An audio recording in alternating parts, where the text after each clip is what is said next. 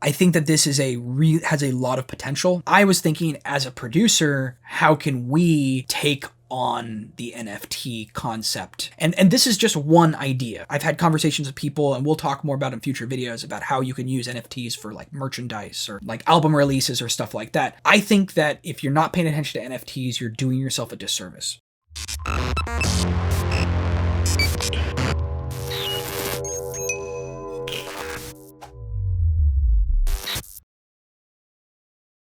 All right, welcome back to Kevin Savage TV. My name is Kevin Savage, and today we are going to dive into something that is a little bit different, a little bit outside of our normal scope of tutorials and kind of the theory behind production and stuff like that. And we're going to dive into a space that some of you guys might be familiar with. Let's hop in and get into the slideshow.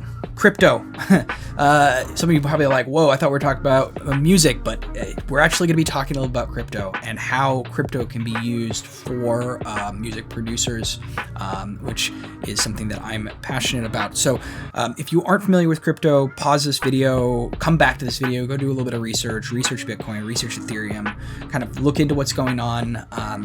You probably are relatively familiar. I know that a lot of people in the music space are pretty passionate about this stuff, so you probably don't need it, but just in case, do your research.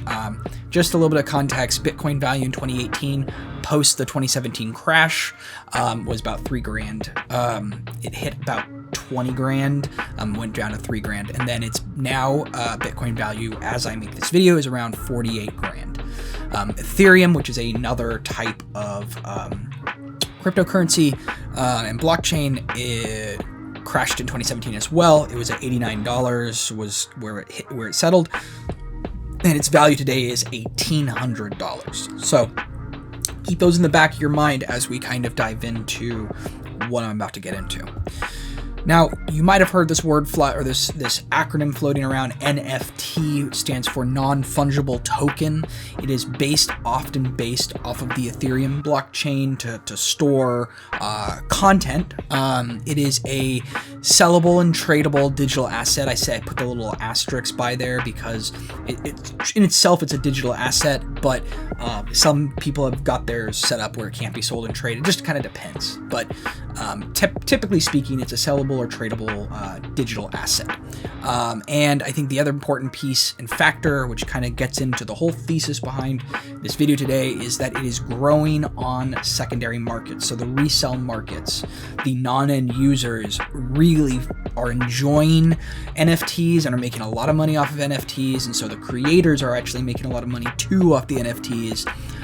And the final buyers will hold and maybe they'll sell, but there's a huge growing secondary market, similar to like StockX with like Yeezys. So first I want to talk about is a case study.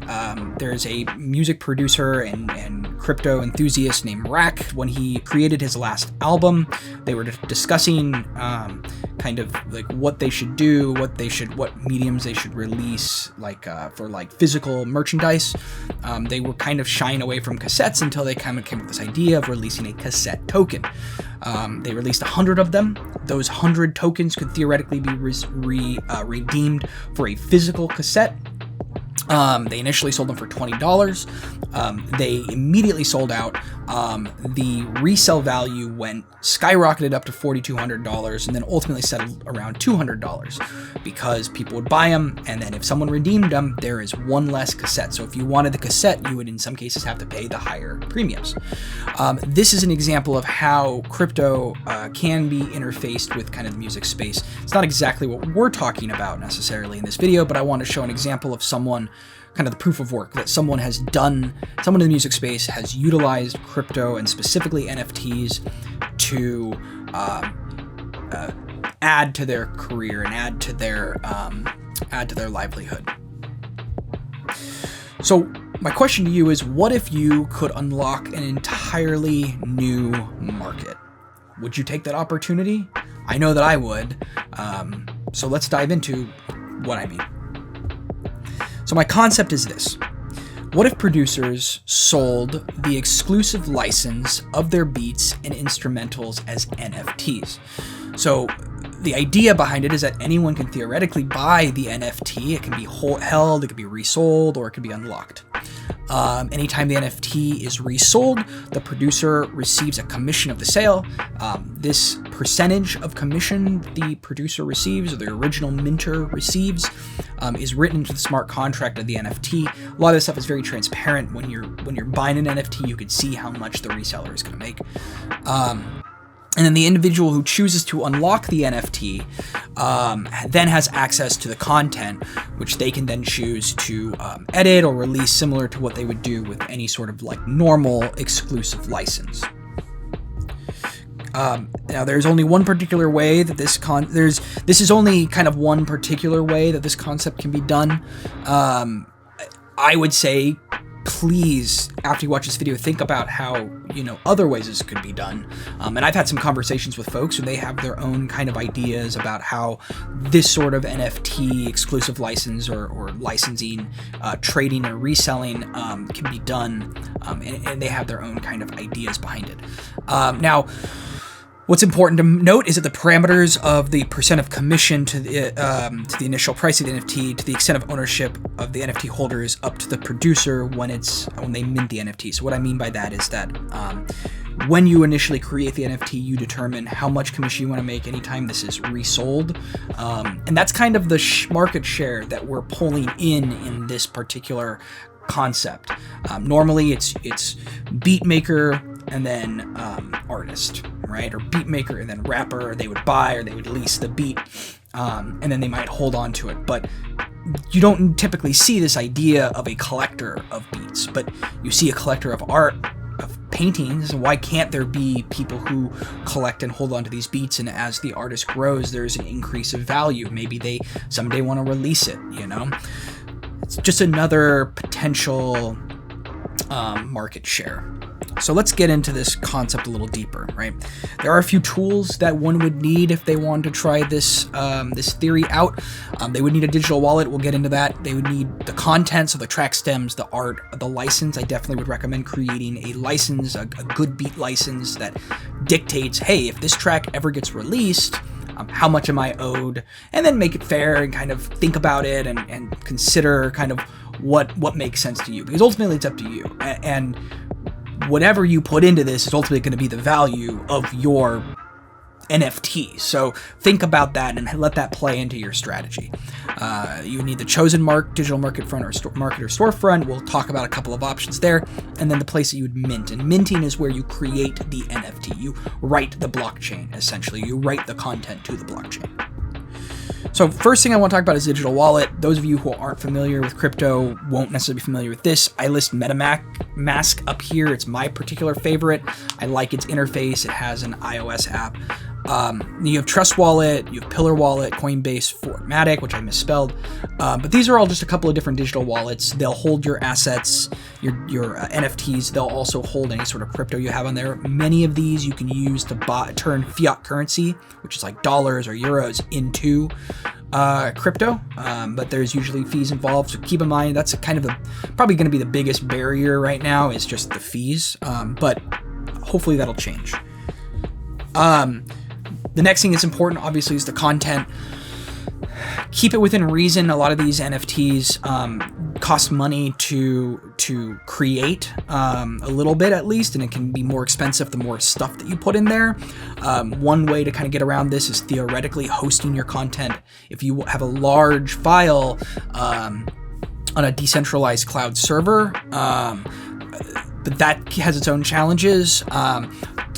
Ideally, keeping it all in the NFT is best, and there are some platforms that I think allow this a little bit easier than others, so that's going to come into play when you determine kind of where you mint at. But this could be, the track master, the stems, track art, project file, if you can get it small enough, social media, links, website, put your information in there. You've minted this, you've spent the money minting it.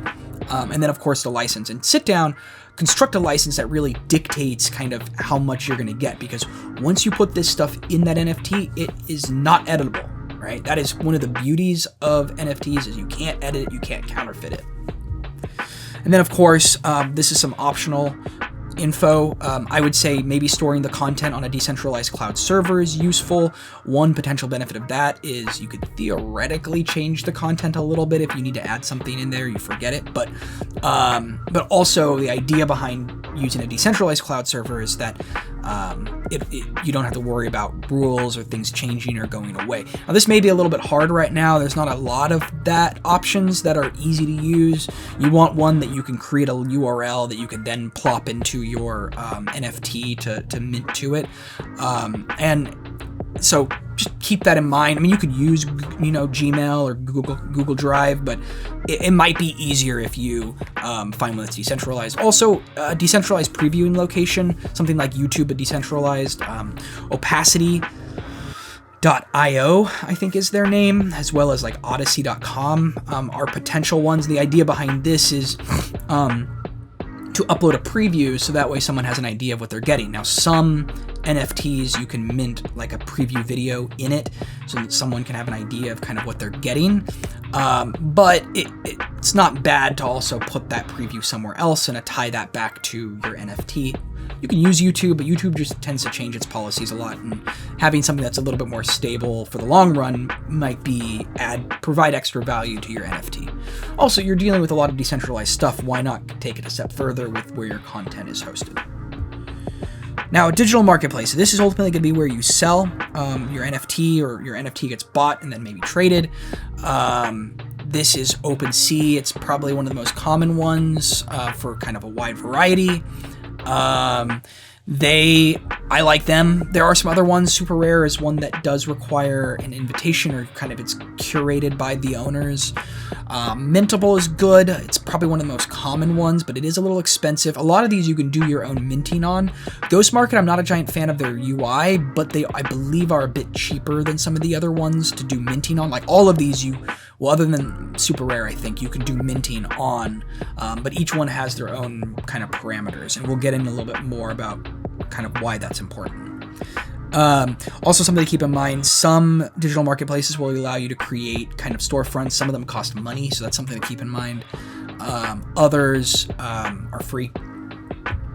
So some things to consider as you're going on this process: service fees. How much is the host, the market, going to take from your sale?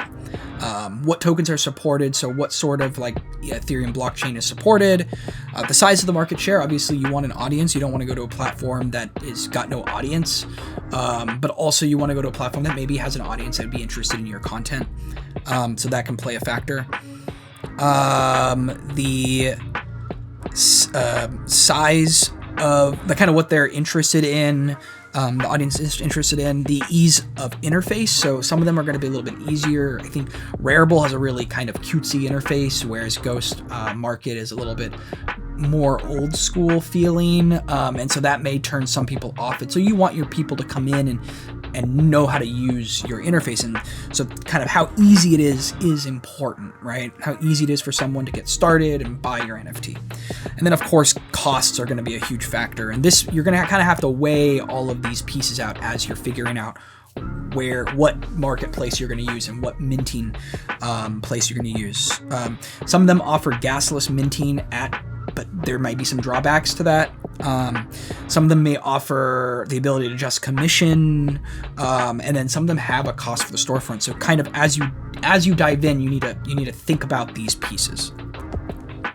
Now, minting is the process of creating the NFT, the token, the $Beat, essentially.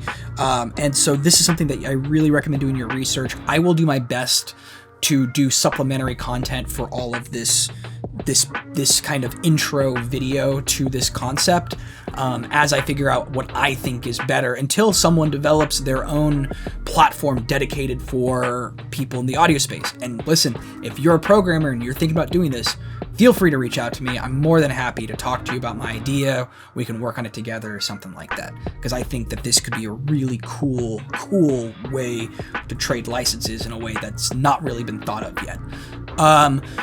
What you're seeing is NFT.cred. It's probably the one that I'm most interested in, because it allows you to create these smart contracts, and they kind of market it to the concept of influencers, which is a little bit different. You have OpenSeas, which does have some low fees. I don't know if NFT Cred has fees. Rarible definitely has fees, and it can be very expensive. Right now, I'm in the process of minting something, and it's not even done yet. I'm not even sure if it's going to ever get done, but it's basically cost me like $30. And if I wanted to get it done immediately, it would have cost me like almost $200. It's just insane. It didn't used to be that way, but Ethereum and the popularity and the cost and kind of how congested it is, that's why it costs so much. You have Wax, Deadmau5 released on Wax, but Wax I think requires you to be a programmer or know someone who's a programmer, so it might not be the most make sense for everyone. Ghost Market, I don't know about the fees, small fees I think. It seems to be relatively common for people who just kind of want to put stuff out a little quicker. I'm just not a giant fan of their interface. Mintable has a gasless option. It does not allow you to adjust the commission though, so you can create your own storefront, do the advanced version, pay them money, and you can mint and adjust those parameters. But if you want to do the freest version there, which I've used and it's not bad, you would use the gasless option and unmintable. So what happens next? Well, obviously you want to get your content out there. You'd want to hype it because people aren't going to know about this. Get involved, I'd recommend, with the community. They're a super passionate community. Honestly, you may turn out new fans, which is pretty cool. So get on Twitter, Clubhouse, Telegram, Discord, Instagram, Reddit. Just dive into those spaces because there's a lot of people out there that are passionate about this and they're excited. And so if you get excited about this and they're excited about this, they're going to check your stuff out, you know? So if anything, even if you don't make money, you might gain a new follower, a new fan. And then, of course, continue to produce and release content. And I think what I like about this concept is the idea that you're not just bulk producing content just to get it out there. You're not throwing stuff at a wall and hoping that it sticks. So obviously this is kind of a scenario for an ideal outcome. I don't know if you'll do it at this price point because this could be a little bit expensive and it may be a deterrent, but here's kind of the ideal simplified outcome. You release your content for 1 ETH, right? Which is technically about $1,800 right now. You've got your royalty set at 10%. A collector sees potential in your content because you're releasing good content, not just bulk content, and buys it. They then resell it for 10 ETH because they think that that's what it's actually worth. Suddenly your thing is worth now not just 1,800, it's worth 18,000. And I think that's the right math. 10 times, yeah. Anyway, then an artist determines that it is a good track. They buy it. You make 1 ETH commission off of it. Yes, the reseller made more money than you, but you still made a little bit of money on them putting it up for what they see it's worth. And you make a 1 ETH commission off of it, which means now you've turned your 1,800 into, what is that? More money. Ultimately, 3,600, I think. And then the artist released a track. If you've done your due diligence and you've written up your contract to retain some of those rights when it gets released, you will still collect a commission off of the track, the streams, whatever, however they decide to release the track. And right in there, stuff like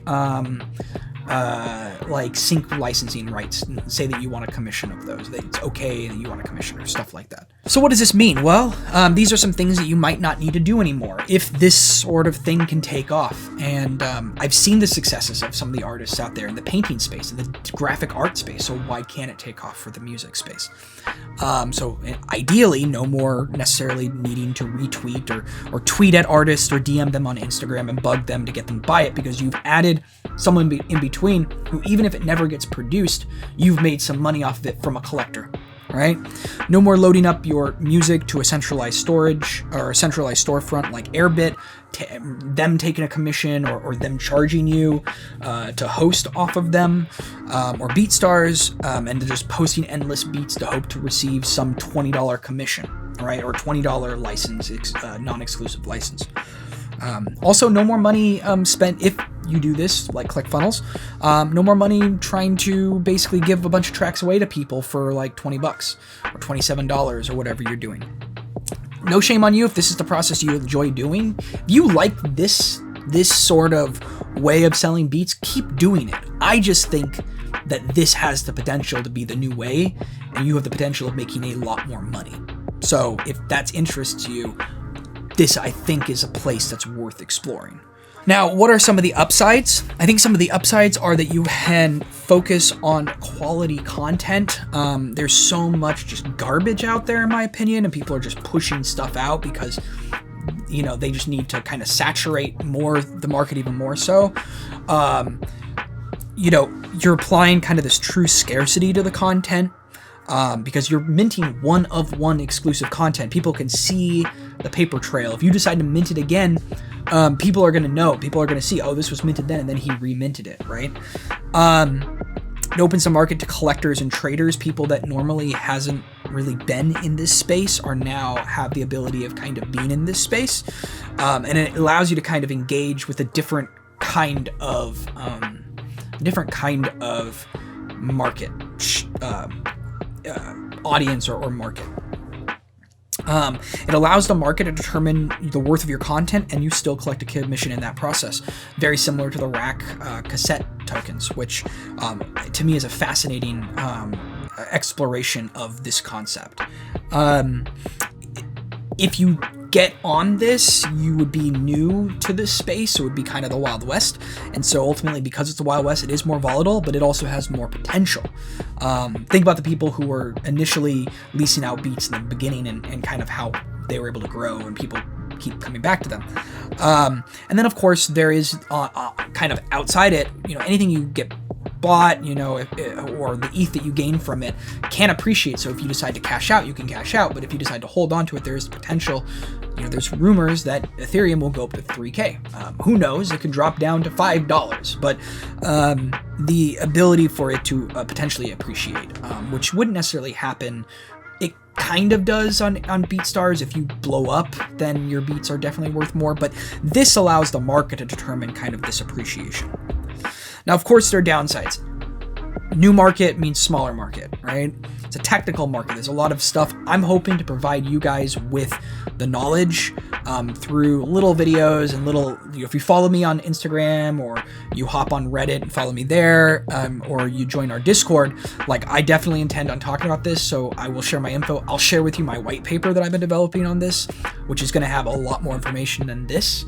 So, you know, please follow me, Kevin Savage NYC on Twitter, Facebook, Instagram. You know, I plan on posting some content about this in my stories. Of course, Discord is the best place because you can basically talk to me directly there. So it is a technical market. It is a complicated process. So my goal is to help make it less complicated and kind of give you my recommendations of how to do this efficiently.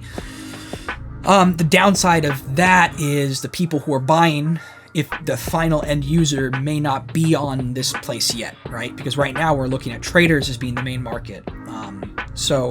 But hopefully artists will be like, oh wow, like rappers will be like, oh wow, there's someone selling beats on there, and they start looking at that space. And then there is obviously potential upfront costs with the gas fees and stuff like that, and it's potentially confusing. Now, I think that with these downsides, because it's such a new market, that those will become less and less relevant, that they will not be as much of a problem in the future. So I think that because it's a new market, these things are going to exist, but hopefully someday down the road, someone maybe, if you're a programmer, hit me up, because we'll talk about how to develop this into a platform, kind of like OpenSeas. But I think that someone will probably end up doing something like this down the road, which will make this whole thing easier. Unfortunately, it'll kind of be like a new centralized platform, but maybe someone will create kind of an NFT.cred version for the music space where it properly treats music and it has licenses or stuff like that. If you are someone who is a programmer who is also a producer, hit me up. Like I said, we can talk about this, kind of what things I think would be important and how we can make this into a reality. In my opinion, the future is endless. And that's kind of what I want to leave you with. I think that this is has a lot of potential, and I'm super excited about it. I've only been thinking about this for a few weeks after kind of learning about NFTs with the whole Wall Street Bets, Dogecoin, stuff like that. I just see a lot of potential, and there's a lot of chatter going on places like Clubhouse regarding this kind of concept, but with like art and visual art and stuff like that. So I was thinking, as a producer, how can we take on the NFT concept? And this is just one idea. I've had conversations with people, and we'll talk more about in future videos about how you can use NFTs for like merchandise or like album releases or stuff like that. And there's plenty of people out there who have different ideas that are similar to this, that maybe haven't been as vocal as I'm trying to be about it. I think that if you're not paying attention to NFTs, you're doing yourself a disservice. So again, I appreciate you tuning in. Leave a comment down below. Let me know what you think. If you have some ideas, hit me up on Twitter, hit me up on Discord, hit me up on Instagram. Let me know what your thoughts are. I'm always interested in my community and what their thoughts are. And I want to help you grow, and you guys help me grow. So I will be chatting with you all soon. Peace.